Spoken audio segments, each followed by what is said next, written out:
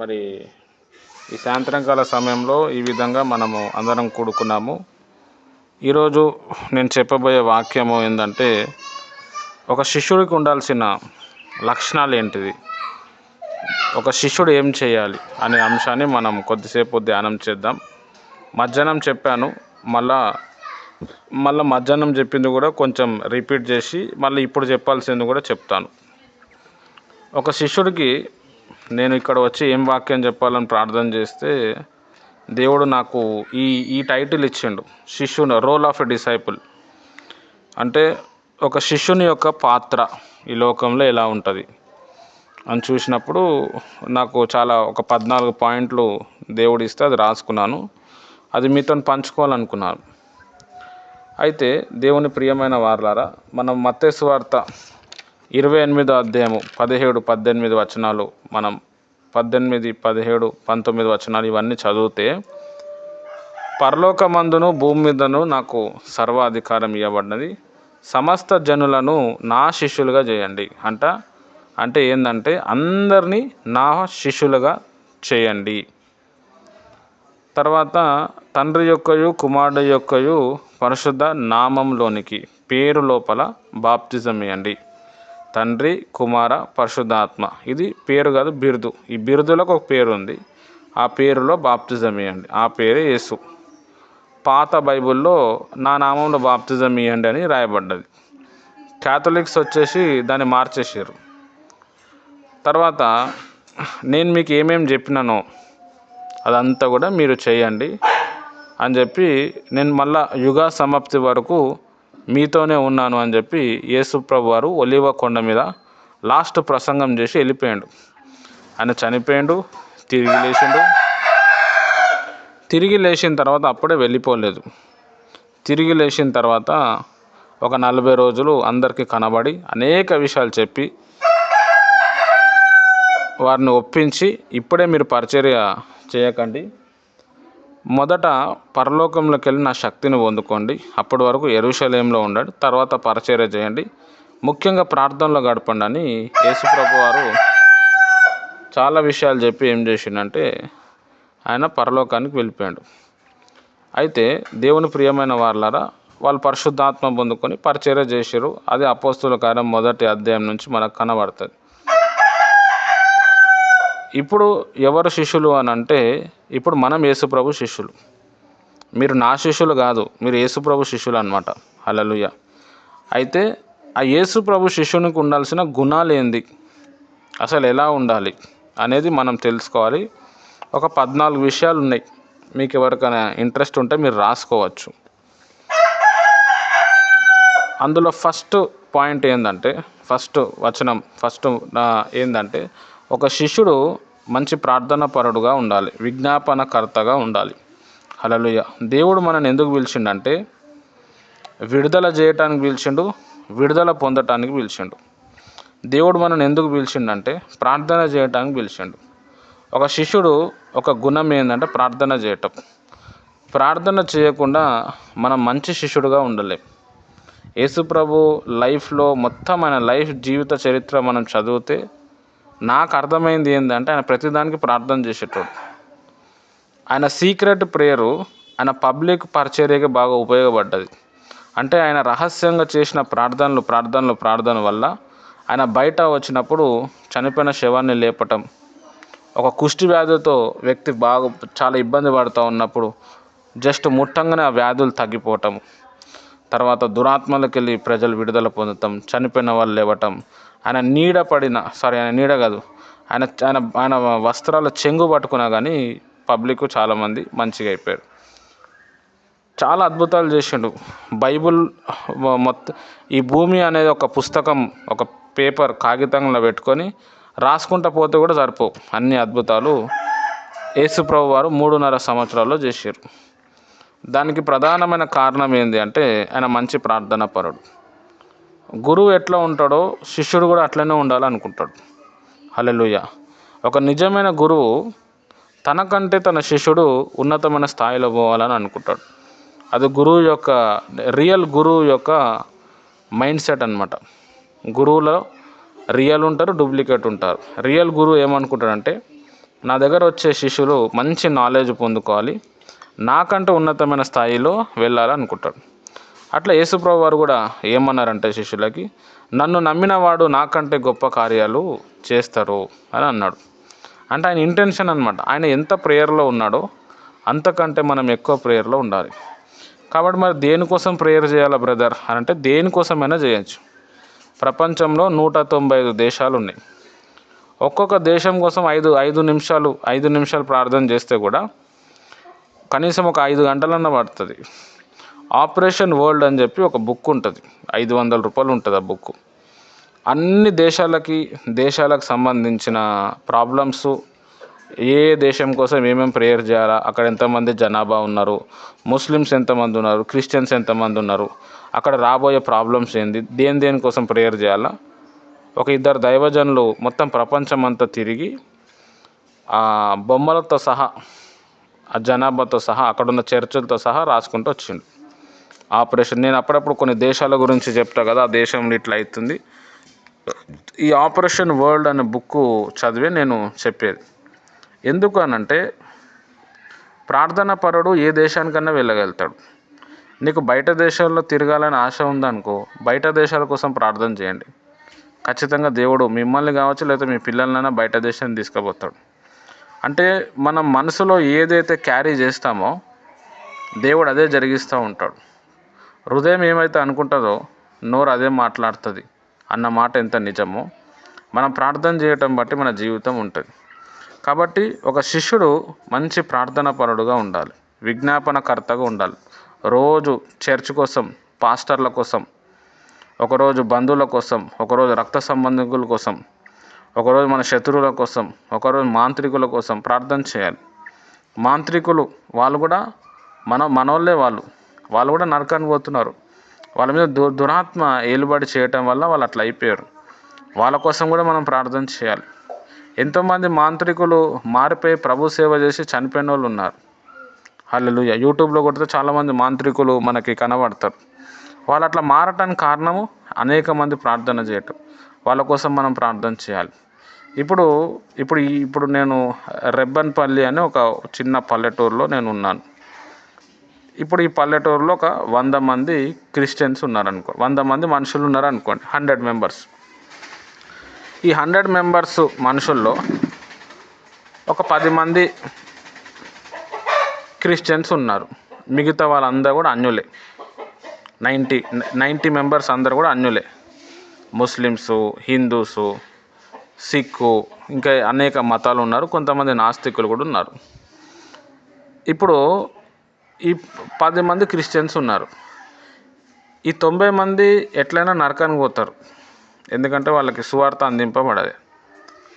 దేవుడు వాళ్ళ మనస్సాక్షిని బట్టి తీర్పు తీరుస్తాడు. సువార్త చెప్తే కూడా వాళ్ళు వినలేకపోవచ్చు. పోనీ ఈ 90 మంది నరకానికి పోతారు. మళ్ళీ 10 మంది పరలోకానికి పోతారా అంటే 10 మంది కూడా పోలేరు. ఎందుకు పోలేరు అంటే, ఈ 10 మందిలో కూడా క్రిస్టియన్స్, అందులో కొంతమంది క్యాథలిక్స్ ఉంటారు, కొంతమంది పరిశుద్ధాత్మని నమ్మరు, కొంతమంది ఏమో అన్నీ తెలుసు కానీ లోకానుసారంగా ఉంటారు.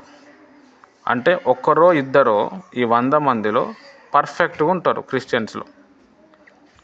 అంటే చూడండి, 100 మంది ఊర్లలో 98-97 మంది ఏమవుతారంటే నరకానికి పోతున్నారు. ఒకటో ఇద్దరో పరలోకానికి పోతారు. హల్లెలూయా. 98 మంది ఒకసారి మనం ఆలోచిస్తే, మన కళ్ళ ముందే వాళ్ళు కాలిపోతుంటే, 24 గంటలు కాలుతూ ఉంటే పరిస్థితి ఏందో చెప్పండి. హల్లెలూయా. కాబట్టి దేవుని ప్రియమైన వారలారా, ఆ వ్యక్తుల కోసం ప్రార్థన చేయటం మన వంతు. మనం ఎప్పుడు కూడా అయ్యగారు మాకు ప్రార్థన చేయండి, అయ్యగారు ప్రార్థన చేయని చెప్పొద్దు. మనం కూడా పాస్టర్ల కోసము, వేరే వ్యక్తుల కోసం మనం ప్రార్థన చేయాలి. ప్రార్థన నిన్ను ఉన్నతమైన స్థాయికి తీసుకుపోతుంది. చాలామంది ఏం చేస్తారంటే, ఆ పాస్టర్తో ప్రేయర్ చేయించుకుంటారు, ఈ పాస్టర్తో ప్రేయర్ చేయించుకుంటారు, ఈయన మాత్రం ప్రేయరే చేయడు. హల్లెలూయా. కాబట్టి దేవుని ప్రియమైన వారలారా, మన లైఫ్లో మీరు నిజంగా యేసు ప్రభు శిష్యులుగా ఉండాలి. నేను నిజమైన శిష్యుని అంటే నీ లోపల ప్రేయర్ లైఫ్ అనేది ఉండాలి.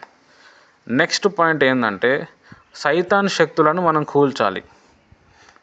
సైతాన్ శక్తుల్ని కూల్చేది ఒక దేవుని బిడ్డనే. ఎందుకు అనంటే, సైతాన్ ఒక మనిషి లోపల ఎలా ఎంట్రీ ఇస్తుంది అంటే, పాపము చేయించి ఎంట్రీ ఇస్తుంది. మనం పాపం చేయటం వల్ల సైతాన్ వచ్చి కూర్చుంటుంది. మన పితరులు చేసిన పాపము ఏమవుతుందంటే వారి ద్వారా దురాత్మ అనేది వాళ్ళ లైఫ్లో వస్తుంది. తర్వాత వాళ్ళ లైఫ్లో ఉన్న దురాత్మ మన లైఫ్లో కూడా ఎంట్రీ ఇస్తూ ఉంటుంది. హల్లెలూయా. అయితే ఇట్లా ప్రజల్ని మొత్తం కూడా ఈ దురాత్మ శక్తులు ఏం చేస్తున్నాయి అంటే మోసం చేస్తున్నాయి, నాశనం చేస్తున్నాయి, ఇబ్బంది పరుస్తున్నాయి. ఇలాంటి దురాత్మ శక్తుల నుంచి మనం ప్రజలకు విడుదల చేయాలి. ఎలా చేయాలి? ఆ సైతాన్ శక్తుల్ని మనము బంధించాలి. దాని తర్వాత దేవుని వాక్యం చేత వాటిని తరమాలి. అప్పుడు ఏమైపోతుందంటే ఆ దురాత్మ ఏమైపోతుందంటే కూలిపోతుంది. హల్లెలూయా. చాలా ప్రాముఖ్యమైన విషయం. ఆ దురాత్మ ఏమైపోతుందంటే కూలిపోతుంది. ప్రతి వ్యక్తిలో చీకటి శక్తులు అనేటివి పనిచేస్తున్నాయి. హల్లెలూయా. ఎంతోమంది ఎన్నో రకాలమైన ప్రాబ్లమ్స్ ఫేస్ చేస్తూ ఉన్నారు. తాగు సైతాను, వ్యభిచారమైన సైతాను, పిల్లలు ముట్టకపోవటం సైతాను, ఎక్కడ పోయినా వ్యతిరేకత రావటం, స్పిరిట్ ఆఫ్ రిజెక్షన్ అనేది ఒక స్పిరిట్ ఉంటుంది. ఏడవైనా వ్యతిరేకత వస్తుంది. చిన్నప్పటి నుంచి వ్యతిరేకం, బంధువుల ముందల వ్యతిరేకత, ఉద్యోగంలో వ్యతిరేకత. బాగున్నాం. కాబట్టి దేవుని ప్రియమైన వాళ్ళరా, మనము ఒకప్పుడు ఆ చీకటి శక్తులతో ఉన్నాము. ఎవరో ప్రార్థన చేస్తే మనం విడుదల పొందాము. మనం ఇప్పుడు దాని చేతిలో లేము. ఆ చీకటి శక్తుల్ని నాశనం చేయడానికి కూడా దేవుడు మనని ఎన్నుకున్నాడు. అందుకే యేసుప్రభువు వారు ఏమనంటే పరలోకమందును భూమి మీదను నాకు సర్వాధికారం ఇవ్వబడ్డది. చాలామంది క్రిస్టియన్స్ తల మీద చేయబెట్టి ప్రార్థన చేయడానికి భయపడుతుంటారు. చాలామంది క్రిస్టియన్స్ మంత్రాలతో పీడింపబడతా ఉంటే వాళ్ళకి ప్రార్థన చేయడానికి ఇబ్బంది పడతారు. మరి ఎవరు విడుదల చేయాలా? యేసుప్రభువు ఏమన్నాడంటే నువ్వు రోగుల మీద చేతులు ఉంచినప్పుడు వాళ్ళు స్వస్థత పొందుతారు అన్నారు. మనలో ఉన్న శక్తి అవతల వ్యక్తుల్లో ట్రాన్స్ఫర్ అవ్వాలంటే నువ్వు చేయబెట్టాల్సిందే. నువ్వు సైతాన్ని గద్దించాల్సిందే, నువ్వు ఎదిరించాల్సిందే. దేవునికి లోబడండి, సాతాన్ని ఎదిరించండి, వాళ్ళు వెళ్ళిపోతాడు. సింపుల్. హల్లెలూయా. యేసు నామం అంటే మొత్తము అన్నీ ఎలా అయితే కదులుతాయో, ఏ దురాత్మైనా పట్టని, వాటి పేరు తెలియకపోయినా సైతాన్ యేసు నామంలో పో అంటే, సైతాన్ అంటే ఏ దురాత్మకు చెప్పినా అది ఎగిలిపోతుంది. చాలా ప్రాముఖ్యమైన విషయం. దేవుడు మనల్ని ఎందుకు పిలుచుకున్నాడంటే సాతాన్ యొక్క శక్తులు, వాటి దుర్గాలను నాశనం చేయడానికి పిలుచుకున్నాడు. మూడో విషయం చూస్తే ఆరాధన చేయడానికి పిలుచుకున్నాడు. ఇదంతా చెప్పినా నేను, దేవుని మనం ఆరాధన చేయాలి. ఎందుకు ఆరాధన చేయాలి అంటే ఆయన మనకు అన్నీ ఇచ్చిండు. హల్లెలూయా. మన లోపలనే అన్నీ ఉంటాయి. బాగా అర్థం చేసుకోవాలి. దేవుడు ఆదాంని సృష్టించినప్పుడు ఆదాంకి ఇవి సింహము, ఇది పులి అని చెప్పలేడు. అన్నీ ఆదాం లోపల దేవుడు పెట్టిండు. ఎప్పుడైతే జంతువులన్నీ ఆదాం దగ్గరకు వచ్చినాయో ఇది సింహము, ఇది పులి, ఇది ఎలుగుబంటి, ఇది ఆవు, ఇది మేక అని చెప్పి ఆయన పేరు పెడితే అది అట్లనే తయారైంది. తర్వాత ఆయనకు మంచి నిద్ర తీసుకొచ్చి ఆయన గుండె దగ్గరలో ఉన్న ఒక ఎముకను తీసి పక్కన పెట్టి ఒక ఆడామని సృష్టించాడు. ఒక స్త్రీని సృష్టించిన తర్వాత దేవుడు ఆమె దగ్గర తీసుకొస్తే ఈమె నా మాంసంలో నా మాంసం, నా ఎముకలో నా ఎముక, ఈమె నా భార్య అన్నాడు. దేవుడు చెప్పలే నేను ఈమె నీ దగ్గరికి వెళ్ళి తీసుకొచ్చిన నీ భార్య అని చెప్పలే, ఆదామే చెప్పిండు అనమాట. హల్లెలూయా.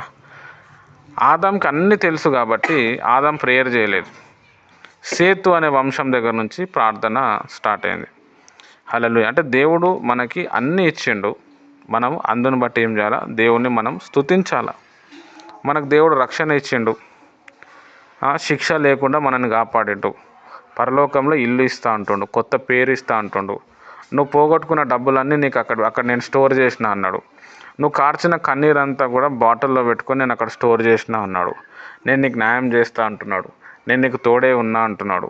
స్త్రీ తన చంటి బిడ్డను మరచునా, వాళ్ళైనా మరచుదురు కానీ నేను నిన్ను మరువను విడువను ఎడబాయ. హల్లెలూయా. చూడండి, మనం ఈ సంవత్సరంలో 1,00,000 సార్లు చచ్చిపోవాలా, రోజు చచ్చిపోవాలా మనం. దేవుడు దానిలోకి వెళ్ళి విడిపించిండు. ఎన్నో మర్మాలు ఎన్నో చెప్పిండు, ఎంతో ధైర్యం ఇచ్చిండు, మంచి సహవాసం ఇచ్చిండు. వీటిని బట్టి మనం ఏం చేయాలంటే ప్రభువుని స్తుతించాలి. ఆయన దేవుడు కాబట్టి మనం ఆయనని స్తుతించాలి. నాలుగో విషయం ఏంటి అంటే సువార్త చెప్పాలి. శిష్యుడు అనేటోడు ఏం చేయాలంటే సువార్త చెప్పాలి. అయ్యో సువార్త ప్రకటింపకపోతే నాకు శ్రమ అని పౌలు భక్తుడు చెప్పిండు. తెలుగులో శ్రమ అని ఉంటుంది. గ్రీకు బైబిల్లో మనం చదివితే అయ్యో సువార్త ప్రకటించకపోతే నాకు శాపము అంటాడు. హల్లెలూయా. అందుకే పౌలు భక్తుడు ఎన్ని శ్రమలు వచ్చినా, చంపనీకి ఎంతమంది వచ్చినా కానీ ఆయన సువార్త ప్రకటించిండు. మనం కూడా మన జీవితంలో సువార్త అనేది ప్రకటించాలి. మనం ఒకటి బాగా అర్థం చేసుకోవాల్సిన విషయం ఏంటంటే, ఒక వ్యక్తికి మనం దేవుని గురించి చెప్తున్నప్పుడు నువ్వు ఒక వ్యక్తికి చెప్తలేవు, ఆయనలో ఉన్న శక్తికి చెప్తున్నావు. సైతాన్ శక్తి ఉంది,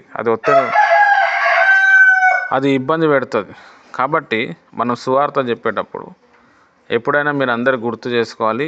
నేను పాటించే పద్ధతి ఏంటంటే, ఫస్ట్ వాళ్ళ బాధలు తెలుసుకోవాలి, వాళ్ళకి మనం ప్రేమ చూపించాలి, వాళ్ళని ఆదరించాలి.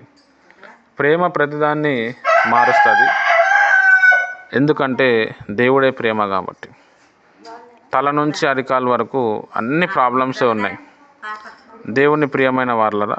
కాబట్టి ప్రార్థన చేయటం అనేది చాలా ప్రాముఖ్యం. సువార్త చెప్పే ముందు అందరి కోసం ప్రేయర్ చేస్తూ ఉండాలి. ఒకరోజు, 5 రోజులో, 10 రోజుల్లో ఇంటి దగ్గరలో ఉంటే ఇంటికి వెళ్ళటం. ఇంటికి వెళ్ళే మూమెంట్ లేనప్పుడు బెస్ట్ ఏంటంటే ఫోన్లలో మాట్లాడి, ఫోన్లలో ప్రేయర్ చేయటం. ఇట్లాంటి కాన్ఫరెన్స్ ప్రేయర్ పెట్టుకొని ఒక 5 నిమిషాలు మాట్లాడి వాళ్ళకి ధైర్యం ఇచ్చి అలా ప్రార్థన చేయటం. అట్లా మెల్లమెల్లగా యేసుప్రభు గురించి చెప్తే ఫస్ట్ ఆఫ్ ఆల్ వాళ్ళలో ఉన్న దురాత్మలు వెళ్ళిపోతాయి. ఆ తర్వాత మనం సువార్త ప్రకటించవచ్చు. 5వ విషయం ఏంటంటే, అతడు బోధించేవాడుగా ఉండాలి. అంటే మనం ఒక వ్యక్తికి అసలు యేసుప్రభు నిజమైన దేవుడా కాదా, అసలు నేను ఎందుకు యేసుప్రభు శిష్యుడిగా మారాలి, పరలోక రాజ్యం పోవాలంటే ఏం చేయాలి, ఏం చేయకపోతే మనం నరకానికి పోతాం, ఇవన్నీ విషయాలు మనం తెలుసుకొని ఉండాలి. బాప్తిజం ఎందుకు తీసుకోవాలా, బాప్తిజం తీసుకున్న తర్వాత అసలు మనం ఎలా ఉండాలా, బాప్తిజమే తీసుకుంటూ అవుతుందా లేకపోతే మామూలుగా నమ్ముకుంటూ కూడా అవుతుందా, హల్లెలూయా. ఇట్లాంటి విషయాలు మనం తెలుసుకోనికి మనం బాగా పరిశీలన చేయాలి. మన దగ్గర విపరీతమైన మెటీరియల్ ఉండాలి, హల్లెలూయా. అప్పుడే అవతల వ్యక్తి ఏమవుతాడంటే ప్రభువులో వస్తాడు. చాలా ప్రాముఖ్యం. పెద్ద పెద్ద ఇంజనీర్ బాగా చదువుకున్న వాళ్ళు కూడా సూర్యునికి మొక్కుతూ ఉంటారు, చంద్రునికి మొక్కుతుంటారు, చెట్టుకు మొక్కుతూ ఉంటారు, నక్షత్రాలకు మొక్కుతూ ఉంటారు, రాళ్ళకు మొక్కుతూ ఉంటారు. బాగా చదువుకున్నారు.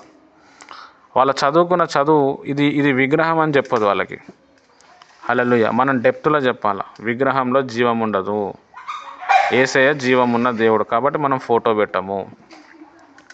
అందుకే మనం జీవం గల దేవుడిని ఆరాధించాలి. ఇట్లాంటి విషయాలు మనం చెప్పాలి. ఒక శిష్యుడు ఏం చేయాలా, బోధించాలి.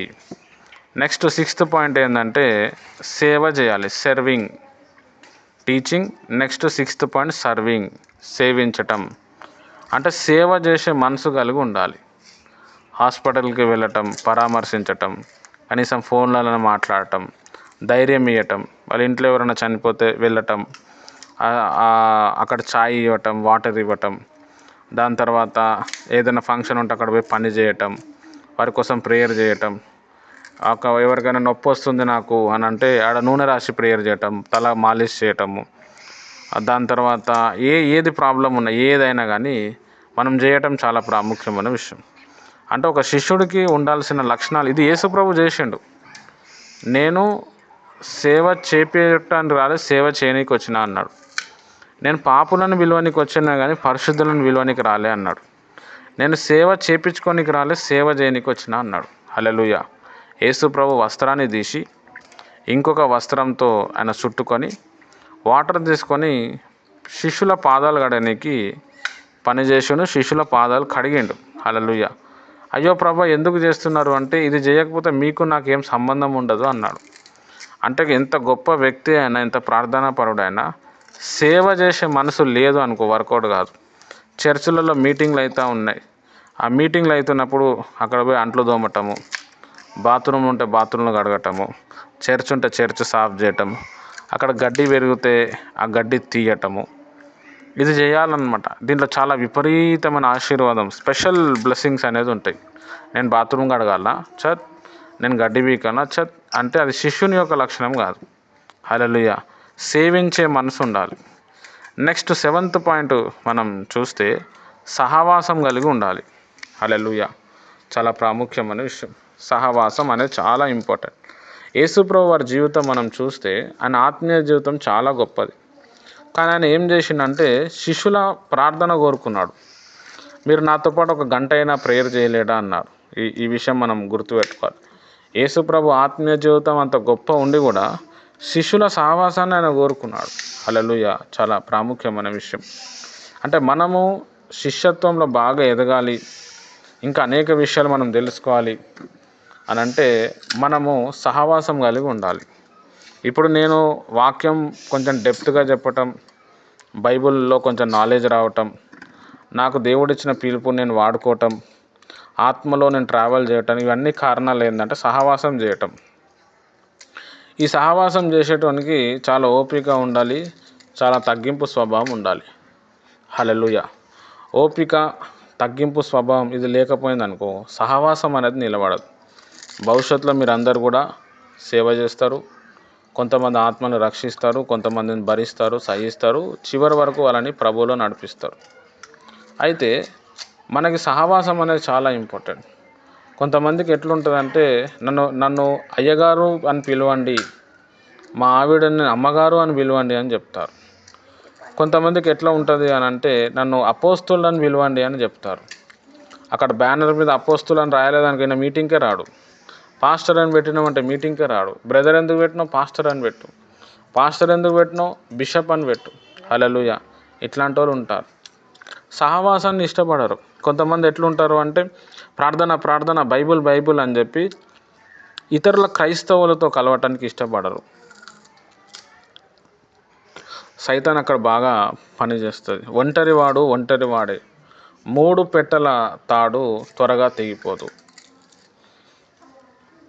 యేసుప్రభు వారు కూడా సేవకు పంపించినప్పుడు ఇద్దరిద్దరు శిష్యులను పంపించిండు. ఎందుకంటే సహవాసం. ఒకడు పడిపోయినా ఇంకొకడు లేస్తాడు. కాబట్టి మనం కూడా సేవకు వెళ్ళేటప్పుడు ఇద్దరిని తీసుకొని వెళ్ళటం చాలా ప్రాముఖ్యం. ఎందుకంటే సైతాన్ కన్ఫ్యూజ్ చేస్తుంది.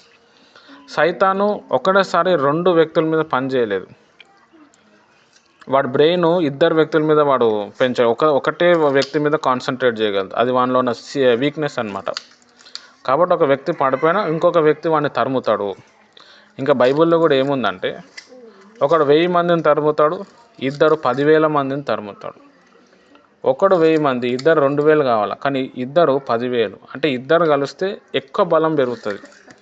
రాయి రాసుకుంటే ఎట్లయితే మంట పుడుతుందో అట్లా ఒక విశ్వాసి కలిసినప్పుడు దేవుని ఒక ఆత్మ తాండవం చేస్తూ ఉంటుంది. చాలా లోతైన విషయాలు తెలుస్తాయి.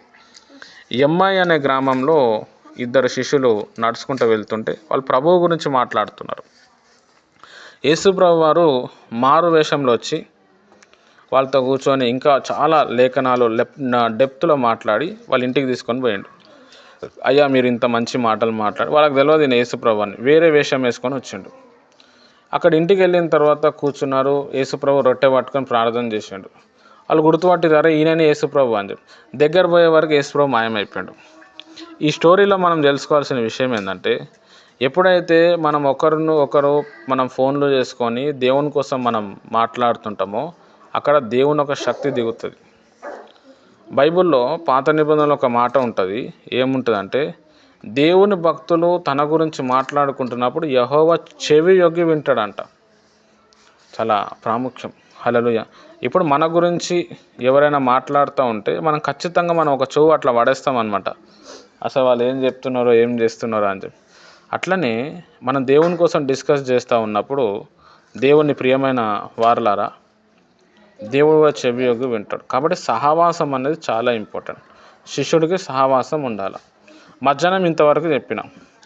ఇప్పుడు ఒక 7 విషయాలు ఎక్స్ట్రా 7 విషయాలు ఉన్నాయి. అది మనము నేర్చుకుందాం. 8వ విషయం ఏంటంటే ఇచ్చుట, గివింగ్. ఒక శిష్యుడికి ఇచ్చే స్వభావం ఉండాలి. తీసుకునే స్వభావం కంటే ఇచ్చే స్వభావం చాలా ఇంపార్టెంట్. హల్లెలూయా. పుచ్చుకొనుట కంటే ఇచ్చుట ధన్యము అని పౌలు భక్తుడు చెప్పిండు. హల్లెలూయా. చాలా ప్రాముఖ్యమైన విషయం. ఆతిథ్యం ఇచ్చేవారుగా ఉండాలి, అతిథి ప్రియుడుగా ఉండాలి, ప్రేమించే స్వభావం ఉండాలి. ఇవన్నీ కూడా ఇవ్వటంలో వస్తుంది. ప్రేమ అంటే దాని మీనింగ్ ఏంటంటే ఏమి కూడా ఆశించకుండా ఇవ్వటం. హల్లెలూయా. నువ్వు రూపాయి చాక్లెట్ అన్న ఇవ్వు, నువ్వు 10 రూపాయలు చాక్లెట్ అన్న ఇవ్వు, ఏం ఆశించకుండా ఇవ్వు, అదే ప్రేమ. నువ్వు బిర్యానీ పొట్లం తీసుకొచ్చి ఇవ్వు, అదే ప్రేమ. నీకు ఉన్న దాంట్లోనే నువ్వు చదువుకొని ఒక వ్యక్తిని చూడు, అదే ప్రేమ. ఇవ్వటం అనేది చాలా ఇంపార్టెంట్. హల్లెలూయా. మనం ఇస్తేనే దేవుడు ఏం చేస్తాడంటే డోర్ ఓపెన్ చేస్తాడు. మనం ఇవ్వటం వల్ల ఏమవుతుందంటే దేవదూతలు మనకు దర్శనం ఇస్తారు. అదేంది బ్రదర్ ఇయ్యటంలో అంతుందా అంటే, అపోస్తుల గారం 10వ అధ్యాయంలో కొర్నేలు అనే వ్యక్తి బాగా దాన ధర్మాలు చేసుకుంటూ వచ్చిండు. హల్లెలూయా. దేవదూత వచ్చి అతనితో మాట్లాడి పేతురును పిలుచుకో అని చెప్పాడు. పేతురు వచ్చిన తర్వాత యేసుప్రభు నిజమైన దేవుడు అని తెలిసింది, ఆయన రక్షింపబడ్డాడు. మనం ఇయ్యటం వల్ల ఏమవుతుందంటే దేవుని ఒక కార్యాలు, దేవుని ఒక చిత్తము మన జీవితంలో జరుగుతుంటుంది. హల్లెలూయా. కాబట్టి దేవుని ప్రియమైన వాళ్ళారా, శిష్యుడు ఏంది అంటే ఇయ్యటం నేర్చుకోవాలి. హల్లెలూయా. యేసుప్రభు మనకి ఇయ్యటం కోసమే పిలిపించాడు. మనం ఎక్కడి నుంచి ఇస్తాం బ్రదర్ అని అంటే, యెహోవా ఆశీర్వాదం ఐశ్వర్యము ఇచ్చును. ఇది చాలా ఇంపార్టెంట్. దేవుని ప్రియమైన వారలారా, జాన్ వెస్లీ అనే దైవజనుని గురించి మనము చదివితే, ఆయన పరిచర్యలో ఆయన సీక్రెట్గా ఏం చేసేటోడు అంటే కొంచెం కానుక ఆయన పరిచర్యకు పంపించేటోడు. ఆయన చనిపోయేంత వరకు తెలియదు ఆ కానుక ఎవరి దగ్గర నుంచి వస్తుండడు. ఆ కానుకలో ఆయన పేరు రాయకుండా అన్నోన్ పర్సన్ అని చెప్పి పెట్టి ఈయననే పంపించేటోడు తన పరిచర్యకి. ఆయనకు వచ్చిన 100 రూపాయల్లో 60 రూపాయలు 70 రూపాయలు దేవునికి ఇచ్చి 10 రూపాయలు 20 రూపాయలే ఆయన సొంతగా వాడుకునేటోడు. దేవుడు బాగా దీవిస్తే ఇంకెక్కువ దాన్ని 90%కి చేసిండు. హల్లెలూయా. అంటే ఇక్కడ మనం అర్థం చేసుకోవాల్సిన విషయం ఏంది అని అంటే, శిష్యుడు అనేటోడు ఇచ్చే స్వభావం కలిగి ఉండాలి. యోహాను సువార్తలో చదివితే, ఎవరైనా నీకు ఒక అంగి అడిగితే 2 అంగీలు ఇచ్చేయమని చెప్పిండు. ఒకడు 1 కిలోమీటర్ నడువు అని చెప్తే వానితో 4 కిలోమీటర్లు నడువు అని చెప్పిండు. ఇక్కడ మనం అర్థం చేసుకోవాల్సిన విషయం ఏంటంటే, ఉన్నది మనం మొత్తము ఇతరులకు ఇవ్వటం కాదు, మనకు ఉన్న దాంట్లోనే ఇవ్వటం నేర్చుకోవాలి. ఇప్పుడు ఒక అంబానీ ఉన్నాడు. ఇప్పుడు నేను చెప్పిన వాక్యం విన్నాడు, ఇయ్యాలా అని చెప్పి నేను అందరికీ ఇస్తున్నా అని చెప్పిండు అనుకో, మొత్తం లైన్ తీస్తారుగా. ఆయన ఒక గంటలో మొత్తము భిక్షగాడు అయిపోతాడు. అంబానీ గారు నేను మీ అందరికీ ఇస్తాను అంటే అందరికంటే ఫస్ట్ నేనే పోతా ఆయన దగ్గరికి, సార్ నాకు ఇవ్వండి డబ్బులు అని.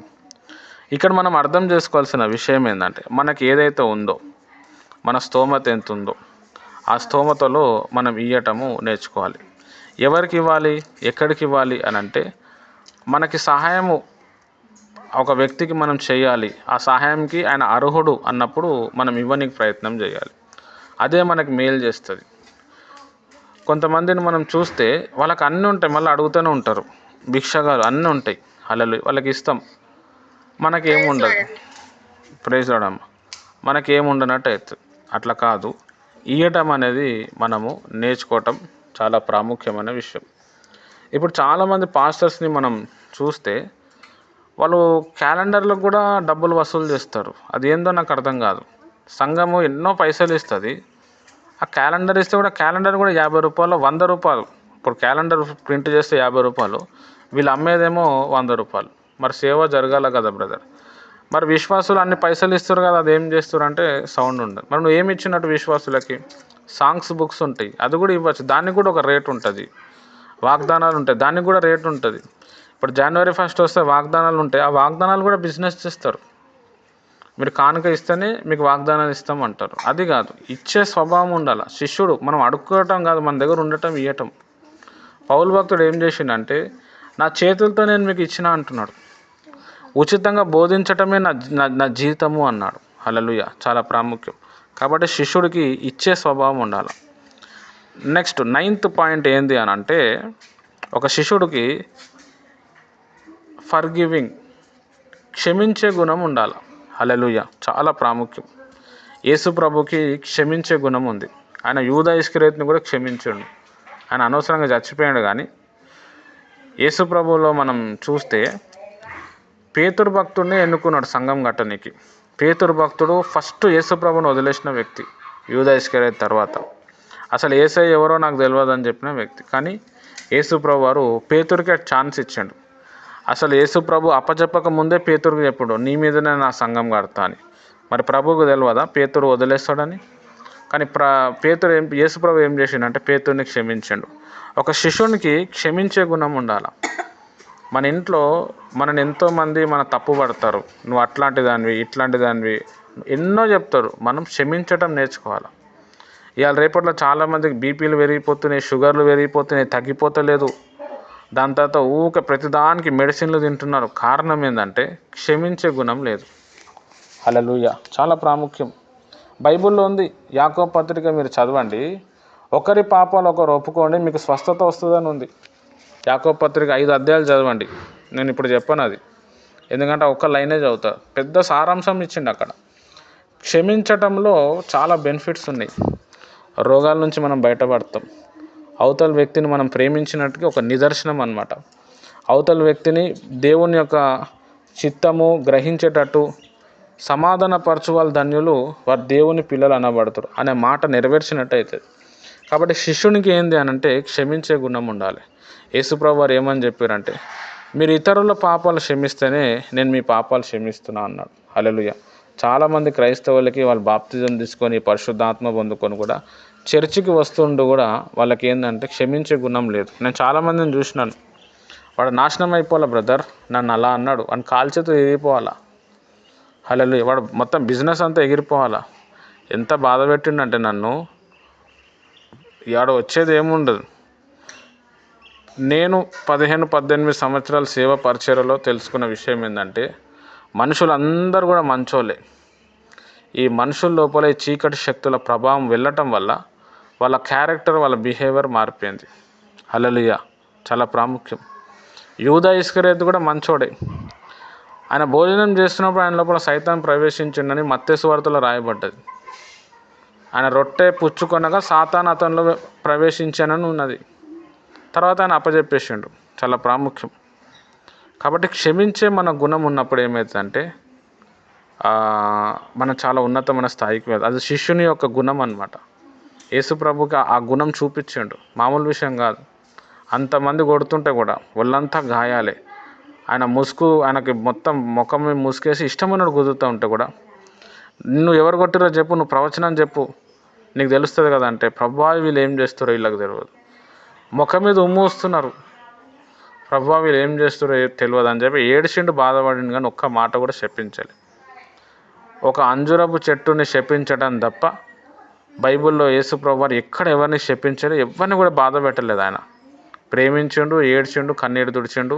ఆయన ఏడ్చుకుంటూ ప్రార్థన చేసిండు. చాలా భారం కలిగి ఉన్నాడు. శిష్యునికి ఇలాంటి లక్షణాలు ఉండాలి. క్షమించే గుణం ఉండాలి. దాని తర్వాత 10వ విషయం ఏంటంటే దర్శనం మీద ఒక అవగాహన ఉండాలి. మనకంటూ ఒక కాన్సెప్ట్ ఉండాలి. ఆ కాన్సెప్ట్ కోసం నిత్యం మనం ఆలోచించాలి. కొంతమందికి లేడీస్కి సువార్త చెప్పాలి ఉంటుంది, కొంతమంది విధవరాలను చూడాలని ఉంటుంది, కొంతమందికి ఏమో చర్చి కట్టియాలని ఉంటుంది, కొంతమందికి ఏమో సేవకులకి సపోర్ట్ చేయాలని ఉంటుంది, కొంతమందికి ఎట్లుంటుంది అంటే అన్యులకి నేను సువార్త చెప్పాలి అనేది ఉంటుంది, అన్యులకి నేను అన్యులకి ప్రైజ్ లార్డ్ సిస్టర్. ఇప్పుడు కూడా వస్తలేదా? ఇప్పుడు వస్తుందండి. ఇందాక ఒక ఫ్యూ మినిట్స్ వాయిస్ కట్టిందండి. అయ్యో, ఇక్కడ సిగ్నల్ ఉండదు సిస్టర్. ఇప్పుడు వస్తుంది కదా వాయిస్?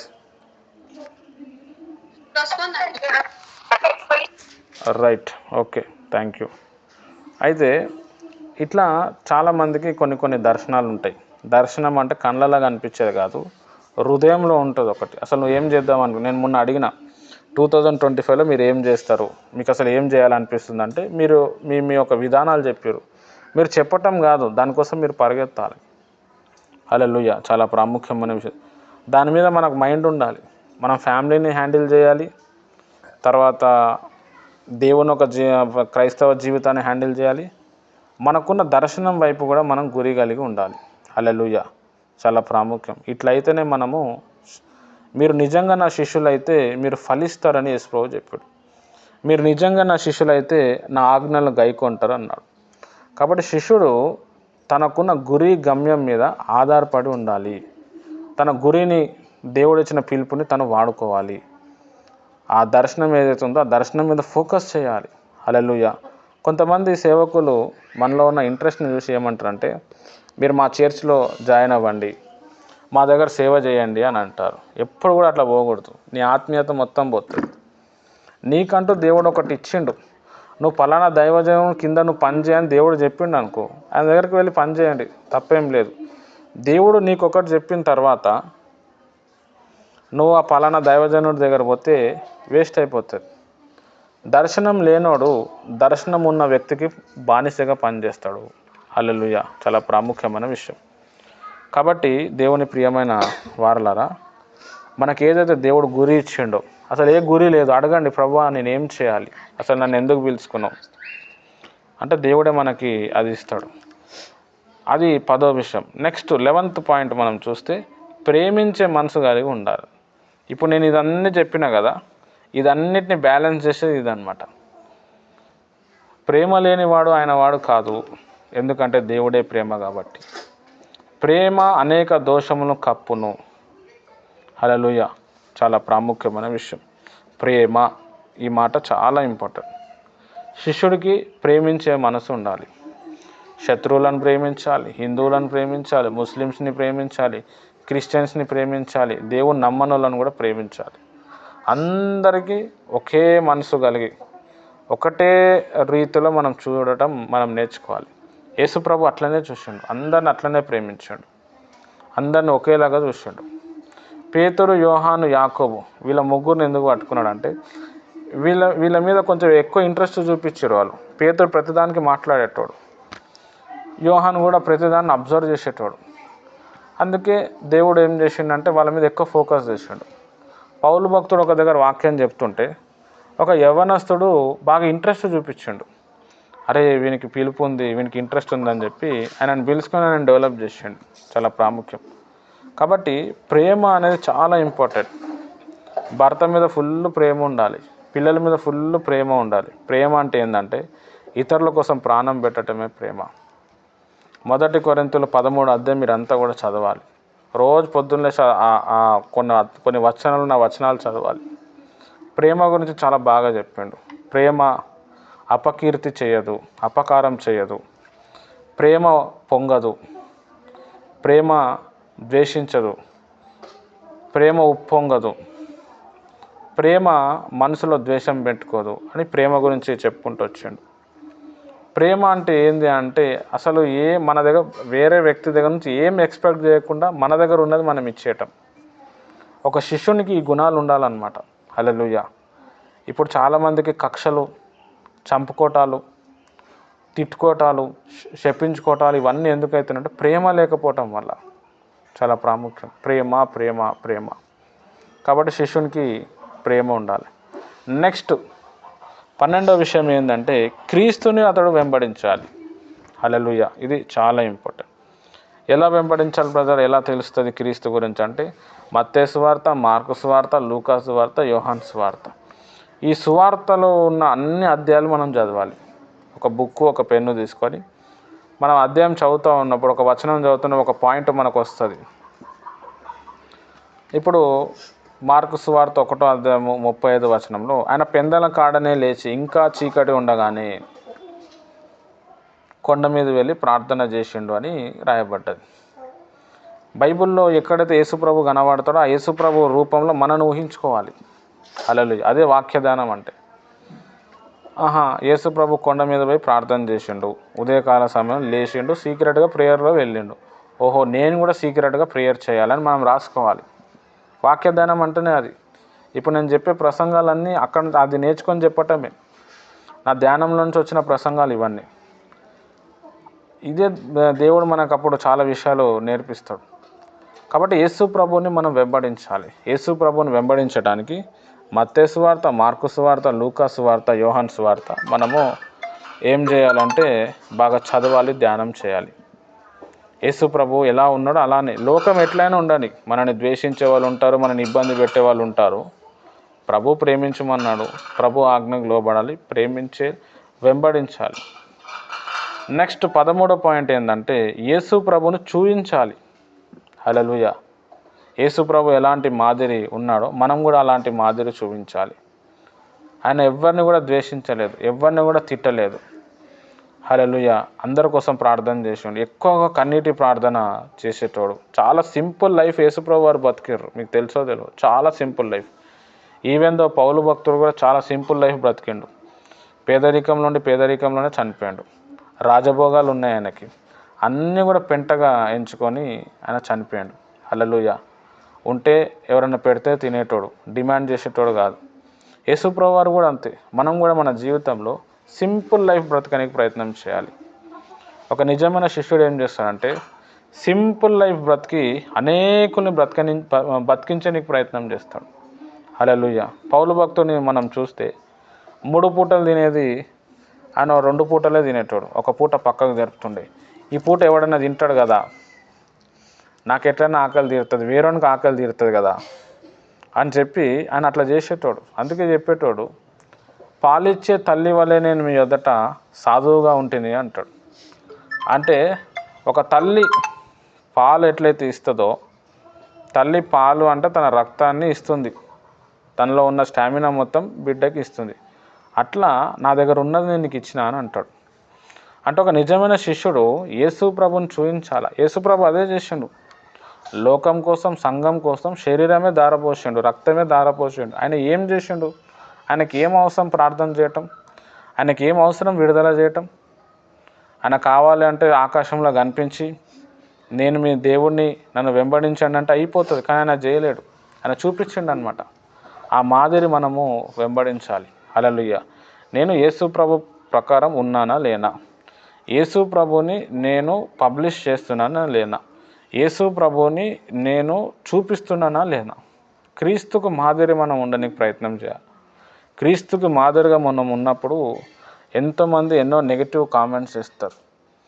క్రీస్తుకు మాదిరిగా ఉండటం అంటే ఏంటంటే, ఇప్పుడు ఒక వ్యక్తి మనం తిట్టిండు ఎగ్జాంపుల్, లేకపోతే ముఖం మీద ఉమ్మిండు, తుని బతుకు అన్నాడు. అప్పుడు తుడుచుకొని thank you brother, God bless you అని చెప్పాలా. హల్లెలూయా. అప్పుడు ఏమంటాడు? అరే నీకు అసలు సిగ్గు లేదా, నీకు నెత్తురు లేదా, అసలు నువ్వు మొగనివి కాదా, నీకు మీసాలు లేవా, ఎన్నో చెప్తారు. అప్పుడు మనం ఏం చేయాలంటే, లేదు నేను మొగోని గాను, నువ్వు ఏదనుకుంటే అది, కానీ నేను కొట్టలేను. ఎందుకంటే యేసు ప్రభు వారు అది చూపించిండు అనమాట. అది యేసు ప్రభుగా చూపించటం. కానీ మనం అట్లా ఉండం, మన ఒరిజినల్ క్యారెక్టర్ని చూపిస్తాం. మరి యేసు ప్రభుని నమ్ముకొని ఆరాధన చేయటం. చాలామంది పెదాల మీదనే ఆరాధన చేస్తున్నారు, హృదయంలోకి వెళ్ళి వస్తలేదు. హృదయంకి వెళ్ళి ఆరాధన చేసేటానికి యేసు ప్రభు స్వభావం కనబడుతుంది. హల్లెలూయా.